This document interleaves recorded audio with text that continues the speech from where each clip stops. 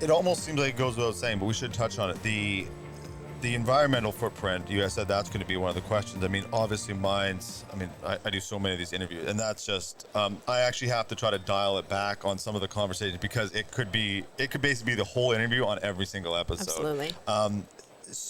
But in your case, the footprint is so minimal, isn't it? Yeah. And so typically what we're doing is we're displacing emission producing equipment. So generators that are out in mine sites right now, they're producing power through a combustion process. So that's burning fuel and that's producing harmful emissions. Mm-hmm. What we're doing is we're producing power through a chemical reaction.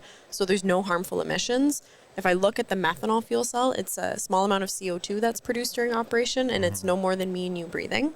And then if I look at the hydrogen fuel cell, there's zero emission footprint. It's amazing. So when you look at these mine companies that are being challenged with, hey, we need to manage our ESG portfolio, we need to reduce our emissions, the fuel cell is a really simple fit from an operation perspective, just because of the performance and the reliability. But then on the emission side as well, there's potential to generate carbon offset credits and just show that delta from, hey, this is what we would have typically used and this is the amount of emissions we would have produced.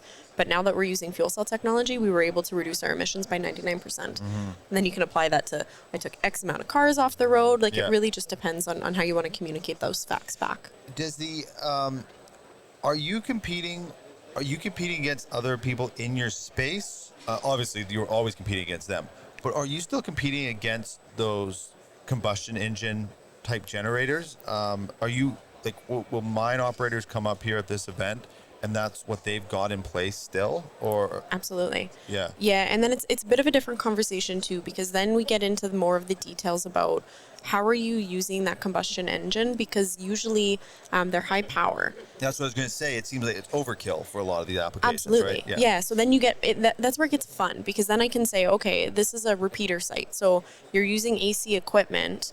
Can we look at DC equipment so that we can reduce your power footprint, look at efficiency, and make the fuel cell a little bit more of an attractive offer? So there's definitely a lot more thought that goes into it. It's not a direct, hey, I'm moving away from this genset and I'm putting in a fuel cell. We always need to size it and make sure that it's appropriate for that application. So, but yeah, we are displacing gensets.